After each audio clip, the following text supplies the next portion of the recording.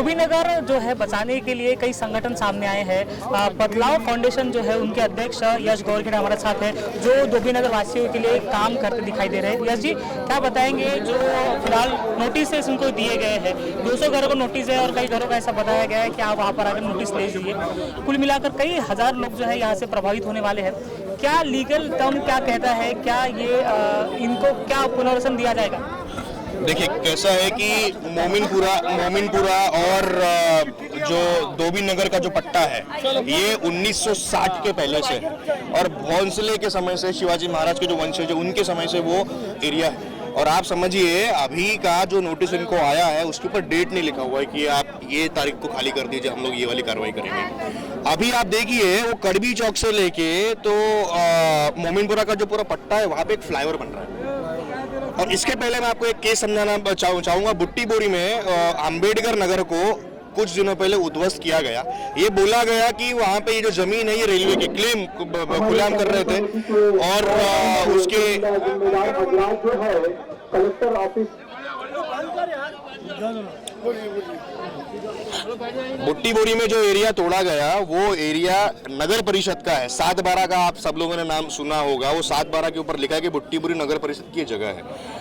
उसको railway claim कर रही है कि जगह हमारी है। खसरा नंबर 19 उसको आके सीधा तोड़ दिया। तोड़ने के बाद हमको पता चला वहां पे कि उनके पास आवास योजना भी थी, रमाई घरकुल योजना भी थी और उनको सारे बेनिफिट दिए थे। 1995 के वोटर लिस्ट में उनका नाम है। मतलब कि संविधान ये जो बोलता है कि भैया आर्टिकल 21 जीने का अधिकार, और हम लोग ये जो कर रहे हैं ना यहाँ पे ये आर्टिकल 19 में आता है। इसका मतलब ये है कि भैया मतलब जो स्लम है वो संरक्षित है। उसका मतलब ये है कि भैया इनको सबसे पहले घर देना चाहिए। अगर रेलवे या कोई भी टाउन प्लानिंग डिपार्टमेंट अगर आके बोलता है कि ये जमीन हमारी है तो इनको घर देना चाहिए। यही लागू होता है यहाँ पे मोमिनपुरा के धोबीनगर में भी। यहाँ पे मुझे लगता है 25,000 से ज्यादा लोग प्रभावित होंगे इससे। इसके लिए भी आप थोड़ा पीछे जाइए, वो जो मेन रोड बना हुआ है वहां पे भी थोड़ा बहुत अतिक्रमण था। वो आजू बाजू के घर को तोड़ा गया है। तोड़ने के बाद उनको शिफ्ट किया गया महाड़ा में। महाड़ा में आप जाके देखिए कि वहां पे जो बिल्डिंग बनी हुई है, बिल्डिंग में पानी ही नहीं है। पानी है तो बिजली नहीं है, बिजली है तो लिफ्ट नहीं है। तो जो 10वें माले पे रह रहा है वो क्या उड़ के जाएगा वहां पे? तो ये पूरा का पूरा करप्शन का जाल है। रेलवे के माध्यम से हमारी जो रिसर्च की जो टीम है उन्होंने जो पता किया, रेलवे के माध्यम से इनको उठाने का पूरा प्लान है। उठाने के बाद तो जो जगह है, एक तो नागपुर मेट्रो को दे देंगे कि वहां पे तुम लोग कुछ भी कॉम्प्लेक्स वगैरह बनाओगे, कि बहुत बड़ी कमर्शियल एरिया हार्ट है वो मोमिनपुरा। तो अभी ये जो समिति जो बनी है इनको एक प्रोत्साहन देने के लिए हम लोगों ने क्या किया कि नागपुर में 450 स्लम्स है, बस्तियां है जो कभी भी उठ सकती है। इनमें हम लोग काम कर रहे हैं और इनको हमने एक कर दिया कि आप लोग अभी मोमिनपुरा को समर्थन देने के लिए। गौतम नगर में आपने भी न्यूज कवर किया, गौतम नगर को तोड़ा गया, वहां के भी लोग अभी यहाँ पे शामिल है। अब ये भी लोग जाके गौतम नगरी मदद करेंगे। तो बुट्टी बोरी से लेके उत्तर से दक्षिण, दक्षिण से पूरब, पूरब से पश्चिम, मध्य जितनी बस्तियां हैं सबको हमने एक कर दिया है। अगर जो विदर्भ पुत्र बोलते हैं और हमारे जो डिप्यूटी सीएम है देवेंद्र फडणवीस साहब, इन्होंने अगर एसआरए के अंतर्गत इनको घर नहीं दिए तो ये 18.5 लाख लोग जो नागपुर में बस्तियों में रहते हैं चलना मुश्किल कर देंगे। हम लोग नागपुर में एक दिन के लिए चलना मुश्किल कर देंगे और देखेंगे कि जब तक घर मिलेगा नहीं तब तक वोट भी नहीं मिलेगा। देखते हैं आप लोग कैसे एमएलए, एमपी और नगर सेवक बनते हैं। तो एमएलए, एमपी की बात हो रही है तो नितिन गडकरी जो सांसद है और जो है इन्हीं के वोट से जो है सांसद बने हैं, उनका एक भी स्टेटमेंट जो है, इतने लोग जो प्रभावित हो रहे हैं उनके एक भी स्टेटमेंट जो है यहाँ पर नहीं है। हालांकि ये न्यूज जो है हर टीवी चैनल में है और नागपुर के और अखबार में एक खबर है, बावजूद इसके नितिन गडकरी का ये इस मुद्दे पर शांत रहना क्या बताता है? अब शांत वही इंसान रहते हैं जिनको थोड़ा बहुत पता हो, और उनकी शांति भंग तभी होगी जब उनका कुछ फायदा हो। अगर उनको कुछ फायदा दिखा तो ये लोग शायद बच जाएंगे, अगर उनको फायदा नहीं दिखा तो शायद ये लोग उठा लेंगे। लेकिन उठाने की बात बहुत दूर की है। संविधान सबसे सबका बाप है यहाँ पे, चाहे वो अमीर हो, चाहे वो गरीब हो, चाहे वो हिंदू हो, चाहे वो मुसलमान हो, चाहे वो महिला हो, चाहे वो पुरुष हो। वोट का अधिकार सबको है, सबका वोट समान है। अब संविधान सभी के लिए, और वो ये बोलता है इनकी ईंट निकालने के पहले घर की सबसे पहले इनको घर दो, और घर भी अच्छी तरीके से दो।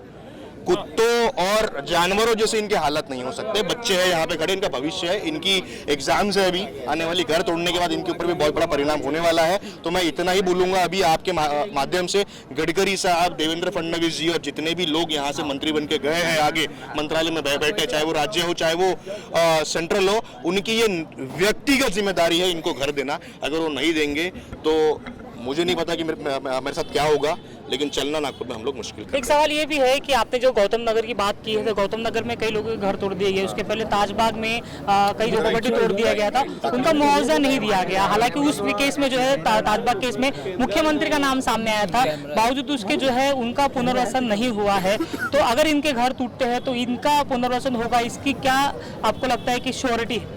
SRA ये बोलता है घर तोड़ना बहुत दूर की बात है, बहुत दूर की बात है। सबसे पहले घर दो।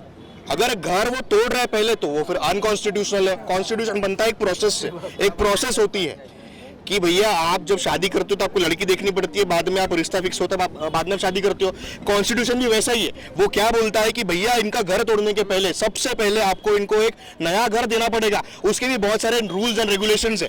2 किलोमीटर के रेडियस के अंदर में, 2 किलोमीटर के रेडियस के अंदर में इनका जॉब नहीं जाने को होना, इनका रोजगार खत्म नहीं होने को होना, इनके बच्चों की पढ़ाई खत्म नहीं होने को होना, और जो जगह इनको दी जा रही है वो रहने लायक होना।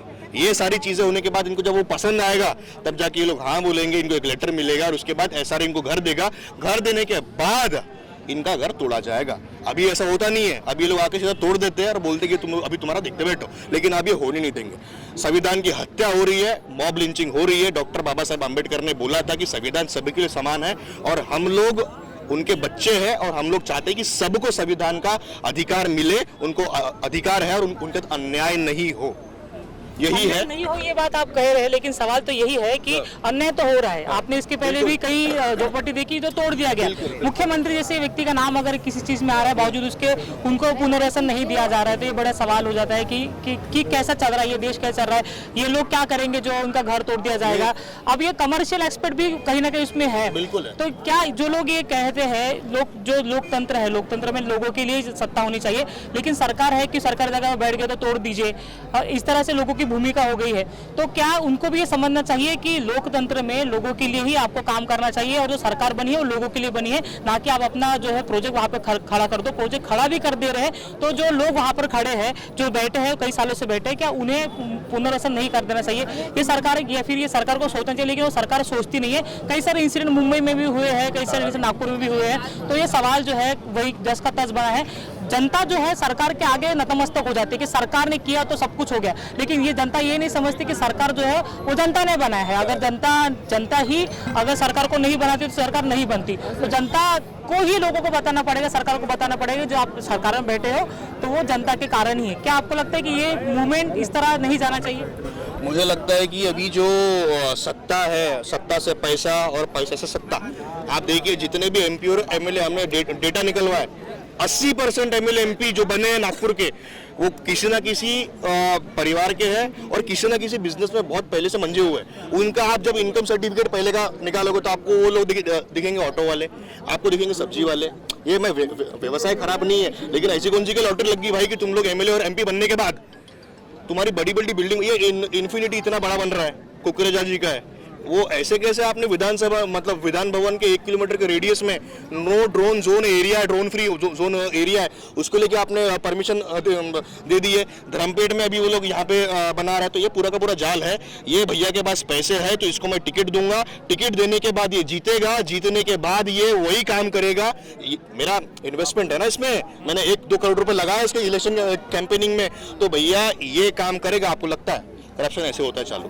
और ये अगर बिल्डर है तो फिर इसको फ्री की जमीन मिल जाएगी। मोमिनपुरा की जमीन भैया वैल्यूएशन बहुत ज्यादा है उसका, आप रेडी रखना, उसका नंबर निकालिए, बहुत ज्यादा उसकी वैल्यूएशन है। कोई अगर मॉल वगैरह खड़ा होगा तो अरबपति कोई ना कोई बन जाएगा। इसकी कुर्बानी कौन देगा? वो वोटर देगा। मतलब इलेक्शन के पहले वोटर राजा होता है और इलेक्शन के बाद जो कटोरा वो नेता के पास होता है वो इनके पास आ जाता है। शर्म की बात है कि आज ये लोग यहाँ पे बैठे हुए हैं और एक सिंपल सिस्टम है, एक बहुत सिंपल सिस्टम है इनका कि इनको किसी भी हाल में सबसे पहले घर दिए जाए। और हम लोग इसकी अश्योरिटी क्यों ले रहे हैं? क्योंकि अब ये एक बस्तियां, ये एक परिवार ये लोग नहीं है। नागपुर में 450 बस्तियां है, कोई कहाँ पे 25 घर है, कहाँ पे 250 घर है। अब हमारी जिम्मेदारी क्या है? ये 25 और 250 घरों को एक कर दो। 5 लाख घर है नागपुर में, 18 लाख लोग रहते हैं। ये 18 लाख लोग जब रास्ते पे उतरेंगे, अच्छी अच्छी सरकारें हिल जाएगी। 150 साल अंग्रेजों ने राज किया है, उसके बाद 7 लाख लोगों ने देशवासियों ने, हिंदू मुसलमान सिख ईसाई सबने अपनी आहुति दी है प्राणों की, उसके बाद देश आज़ाद हुआ है। तो ये 18 लाख लोग जब उतरेंगे तो ये पूरा महाराष्ट्र हिल जाएगा। और वो चाहे गडकरी साहब हो, चाहे वो देवेंद्र फडणवीस साहब हो, ये सब एक वोट की वजह से बने हुए हैं। और वो वोट का थोड़ा सम्मान करते हुए, ये महिलाओं को थोड़ा सम्मान, ये युवाओं को, ये आने वाली पीढ़ी है, इनका सम्मान करते हुए सिर्फ संविधान को तरीके से लागू कर दो आप, बाकी अपने आप संविधान अपना काम कर लेगा। और वो नहीं कर सकते तो फिर जनता का तांडव आपको देखना पड़ेगा आगे।